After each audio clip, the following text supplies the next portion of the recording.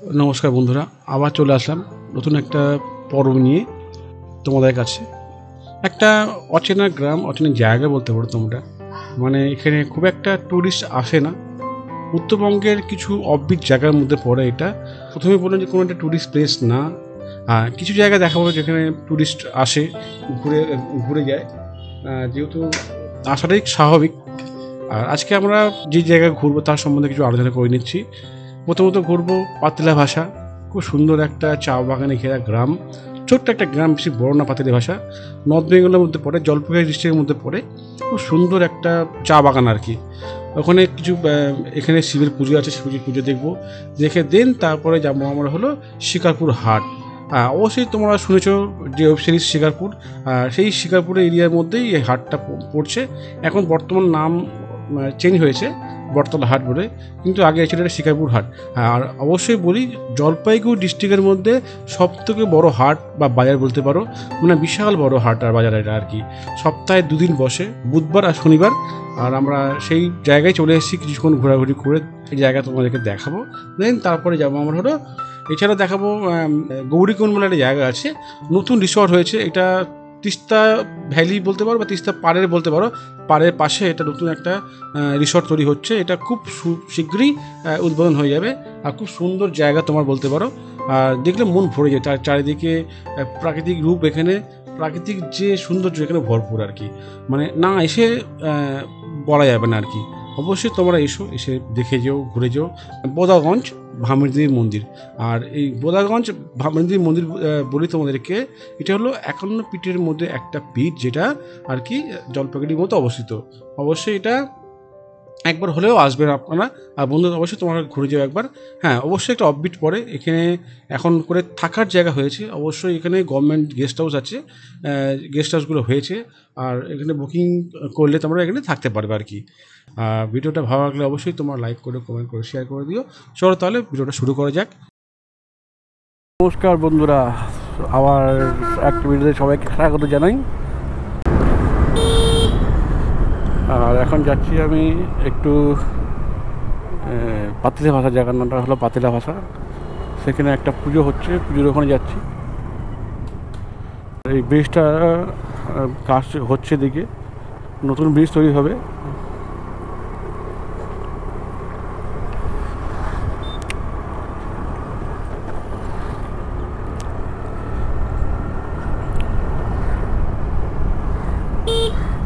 আমি যাবো বাঁদিকে।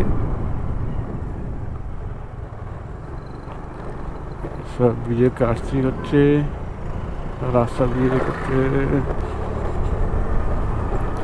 এই জায়গার নামটা হলো পাতিলা ভাষা।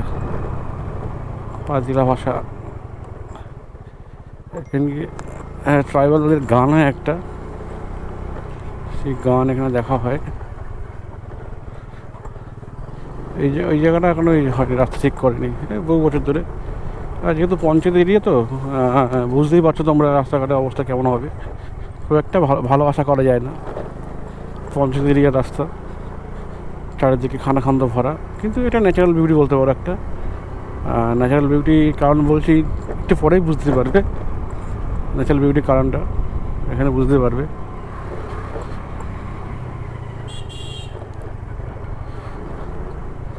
মনে হচ্ছে পুজো হয়ে গেছে। পুজো হয়ে গেছে নাকি? পুজো হয়ে গেছে, পুজো হয়ে গেছে। আমি তারপরে আসছি।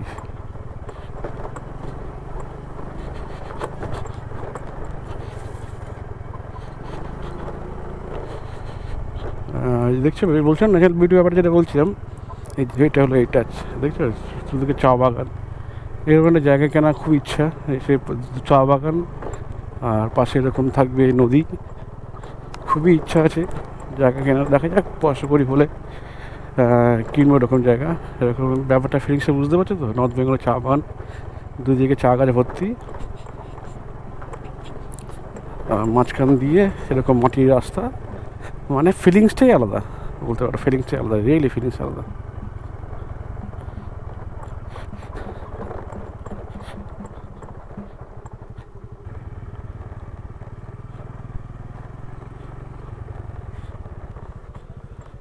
পুজো হচ্ছে। হ্যাঁ,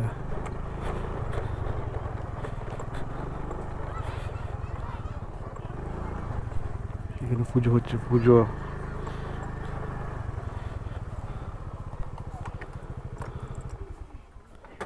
দেখো মানে দারুণ দারুণ চা বাগান, এদিকে চারিদিকে চা বাগান দেখতে পাচ্ছ। আর এই চা বাগানের মাঝখানে মন্দিরটা, আজকে শিবের বার, পুজো হচ্ছে এখানে। পুজো হয়ে গেছে প্রায় শেষের মুখে। আর পাশে নদী, নদীর পাশে দারুণ লাগছে, দারুণ।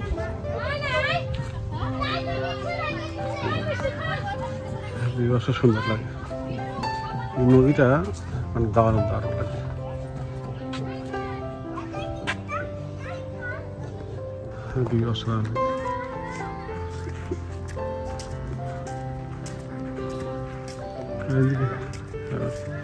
ধান চাষ করেছে, হ্যাঁ এটা হেভি লাগছে। হ্যাঁ দারুণ লাগছে এটা খাওয়াটা। হ্যাঁ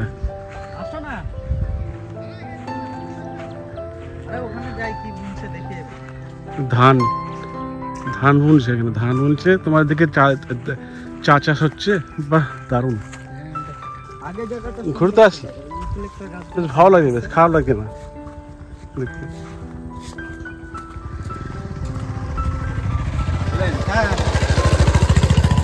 দারুণ লাগে এই কম্বিনেশনটা, দারুণ। তোমাদের দিকে ধান চাষের দিকে চায়ের চাষ, খুব ভালো লাগে দেখতে, ডেডলি কম্বিনেশন।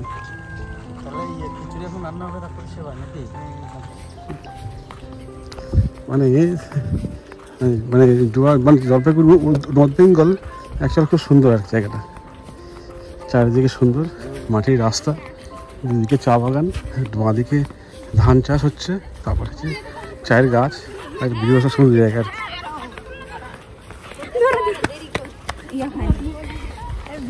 হ্যাঁ বৃষ্টি আসছে, ও হ্যাঁ জোরে বৃষ্টি আসছে, আওয়াজ পাচ্ছ? এখন চলে আসলাম আমরা সরস্বতী শিকারপুর যে হাট, হাটের যে দৃশ্যটা দেখো, মানে মনোরম পরিবেশ বর্ষাকালে, যেটা বুঝতেই পারছো তোমরা, একদম দারুণ একটা সুন্দর পরিবেশের মধ্যে এখানে একটা মানে কি ফিলিংসটাই আলাদা আর কি, মানে ঘোরা আর কি, এরকম সচরাচর আমাদের শহর অঞ্চলে দেখা যায় না, মানে এরকম স্ট্রাকচার আর কি, এরকম পরিবেশ দেখা যায় না আর কি।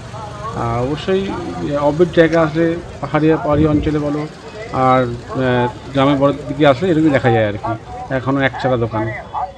চলো তাহলে বাজারটা ভালো করে ঘোরা দেখা যাক।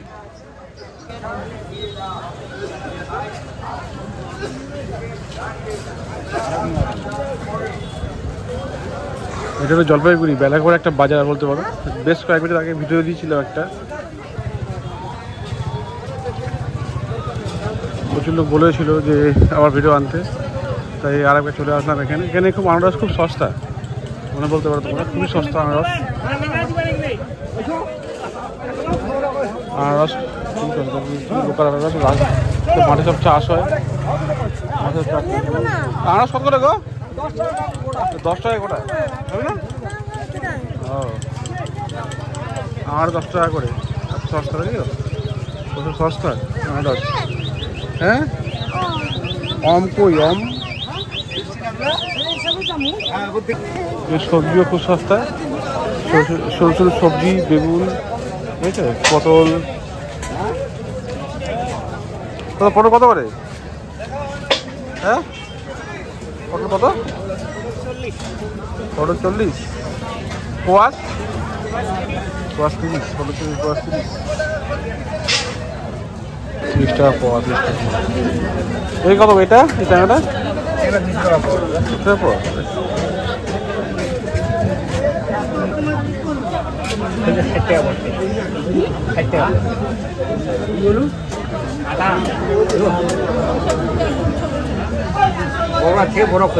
হাটটা দেখছো, চারদিকে হাটটা, আর সব ভাঙছে, সব ভেঙে ভেঙে সব নতুন নতুন করে তৈরি হচ্ছে, আবার তৈরি হচ্ছে। তোমার চা খাবে?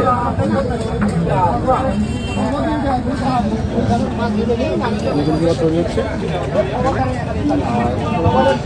সব ভেঙে গেছে, ভেঙে নতুন করছে আর আগের মতো নেই আর, বুঝতে পারছো তো? অনেকদিন পরে আসছি, দেখতে ভালো লাগছে। মিলে আমি চা খাচ্ছি বসে বসে, শুধু দুষ্টু করেছিল কথা শুনবে না, বুঝে করে যাবে, শুধু বদলি করে যাবে, স্ন্যাপচ্যাট এই করে করে করে করে মনে করে খারাপ করে যাবে। এই হাটের ফটো তুলছে, হাটে ফটো তুলতে পারছি না। এক কাপ চা খাও,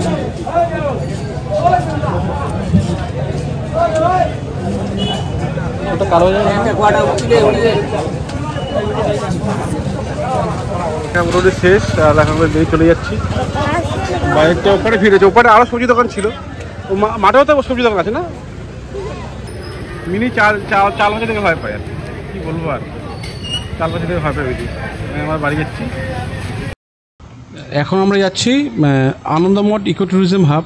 আর এখন যাচ্ছি আমরা রংনাবালি হয়ে, রংনাবালি টি গার্ডেন হয়ে, বিশাল বড় চা বাগানের মধ্যে দিয়ে আমরা যাচ্ছি এখন।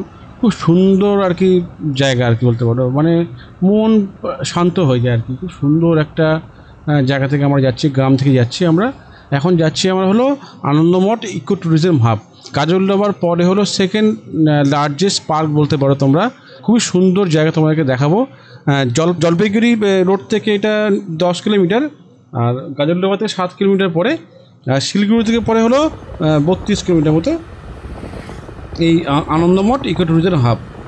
পাশাপাশি অনেক ঘোরার জায়গা আছে, যেমন তোমার বোদাগঞ্জ, এরপরে আমরা যাব। আরও আছে হলো ঘোরার জায়গা হলো দেবী চৌধুরানী মন্দির, ভবানী পাঠকের মন্দির। এই মোটামুটি অনেকগুলো স্পট আছে, এর সঙ্গে ঘুরতে পারবে তোমরা।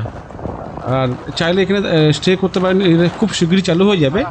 আর এখানে চাইলে আপনারা স্টে করতে পারবেন, দেখতে পারবেন, ডিটেলস আপনাকে দিয়ে দেবো। আর পশ্চিমবঙ্গ সরকারের একটা নতুন উদ্যোগ আর কি। খুব সুন্দর করেছে জায়গাটা, এমনি পড়েছিল, তার থেকে এটি অনেক অনেক বেটার হয়েছে এই জায়গাটা করে আর কি। খুব সুন্দরভাবে একটা ইকো ফ্রেন্ডলি জায়গা তোমরা বলতে পারো। খুব সুন্দরভাবে এখানে 2-3 দিন আরামসে কাটানো যায় শীতকালে। সবথেকে বেস্ট হলো বর্ষাকাল আর শীতকালে আসে সবথেকে বেস্ট জায়গা এটা তোমরা। Anandamath eco tourism hub private property নাকি? ভবানী পাঠক। এগুলো কি রিসোর্ট আছে না? রিসোর্ট এগুলো কবে থেকে চালু হবে? কবে থেকে চালু হবে? ও কমপ্লিট হবে। ভবানী পাঠক আওয়াজ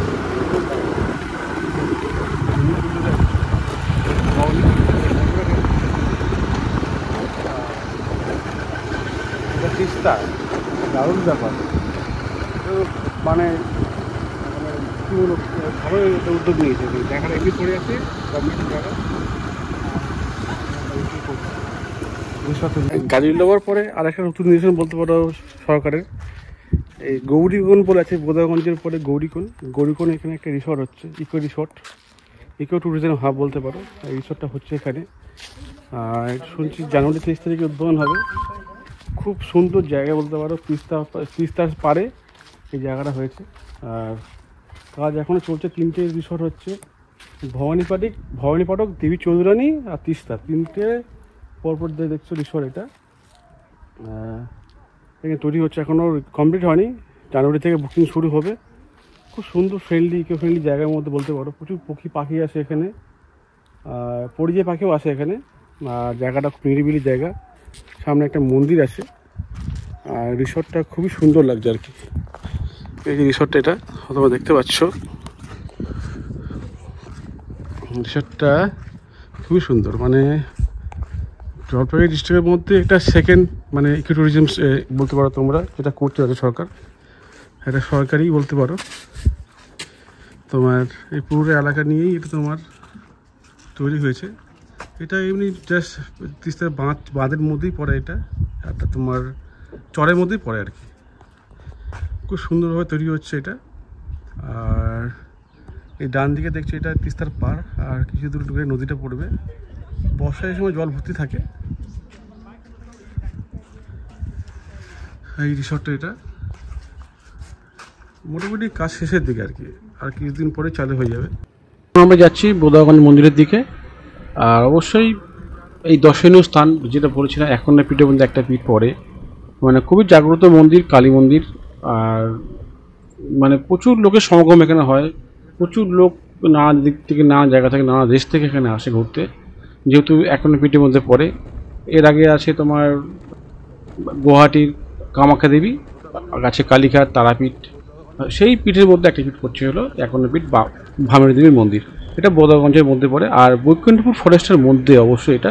এখানে হাতির আনাগোনা লেগেই থাকে প্রায় সময়। আর চারিদিকে শাল সেগুনে ভরা, খুব সুন্দর একটা জায়গার মধ্যে অবস্থিত এই মন্দিরটা। আর এখানে খুবই শীঘ্রই থাকার ব্যবস্থা হয়ে গেছে, আর খুবই তাড়াতাড়ি চালু হয়ে যাবে। বহুদিন আগে একটা প্রচুর প্রজেক্ট এখানে চালু হয়ে গেছে, থাকার জায়গা ওখানে তৈরি হয়ে গেছে। আর চাইলে এখন এখানে স্টে করে জঙ্গল ঘোরাঘুরি করতে পারেন আপনারা। আর এদিকে আশেপাশে যে টুরিস্ট স্পটগুলো আছে সেগুলো আশেপাশে আপনারা এক্সপ্লোর করতে পারেন। এখন সেই সুবিধাটা এখানে হয়ে গেছে। আরও যে রিসোর্টটা যে চালু হয়ে গেছে, চালু হয়ে যাবে, ওটাও দেখালাম। ওটাতেও থেকে আপনারা এক্সপ্লোর করতে পারেন চারিদিকে।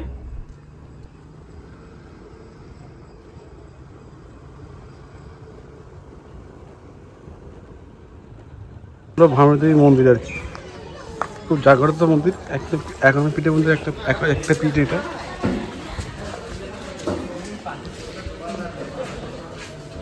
আর জায়গা পুরো খালি হয়ে গেছে, এখানে পুরো ক্লিয়ার করে দিয়েছে। এখনো চেনাই যায় না, এখানে গার্ডেন ছিল কি সুন্দর, যাতে গার্ডেন ছিল, কি সুন্দর জায়গা ছিল, সব তুলে দিয়েছে। এটা নতুন তৈরি হয়েছে, বিয়ে হচ্ছে এটা। বাহ, ভালো ভালো করছে।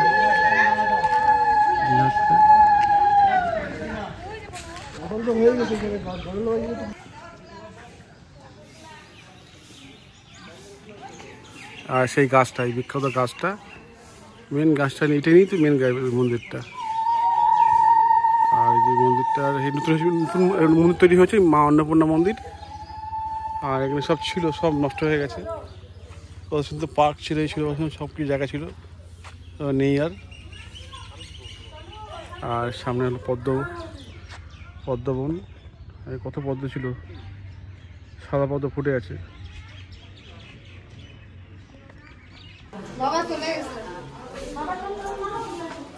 অন্নপূর্ণা মন্দির এটা।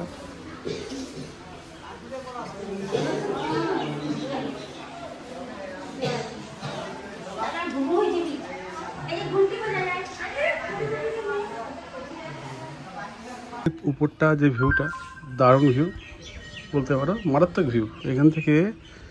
মানে জানি না, এখন বর্ষার সময়, গতবার বর্ষায় ছিলাম, কেন সুন্দর ভিউ ছিল। আর এবারে বর্ষা একটু ডাল ভিউ আর কি। এখানে পাট চাষ হয়, ধান চাষ হয়, আর হয়েছে, এখন বড় হয়নি, বড় হবে। আর 1-1.5 মাস পরে হয়তো একটু বেশি হবে, এগুলো বড় দেখা যাবে। তোমার সামনে শ্মশান আছে, আর পদ্ম গাছ দেখাচ্ছে। এরপর থেকে ভিউটা মারাত্মক ভিউ। চলে গেলে সবাই দেখা যাচ্ছে তিস্তা, যে নদীর উপরটা হালকা দেখা যাচ্ছে। আর মন্দির নতুন হয়েছে একদম, বেশ ভালো লাগছে মন্দিরটা। আমরা চলে এসেছি ভামরী দেবীর একটা পুরনো মন্দির, আদ্রা ভামরী দেবী মন্দির এটা। আর এটাই অনেক পুরনো মন্দির। ওই মন্দিরের ঠিক দাগোয়া জঙ্গলের ভেতরে এই মন্দিরটা পড়ে। এই মন্দিরটা খুবই জাগ্রত মন্দির, অবশ্যই ভক্তগণের সঙ্গম লেগেই থাকে। আর বহু পুরনো মন্দির, দুটো মন্দিরই বহু পুরনো মন্দির। আস্তে আস্তে এগুলো সমাগমের মধ্যে, জনচকের মধ্যে আস্তে আস্তে চলে আসে আর কি। অবশ্যই সব একটা দর্শনীয় স্থান হয়ে উঠছে। ভিডিওটি ভালো লাগলে অবশ্যই লাইক করবেন, কমেন্ট করবেন, শেয়ার করবেন। আর বেশি বড় করলাম না, এখানে শেষ করলাম। আবার দেখা হবে একটা ভিডিওতে।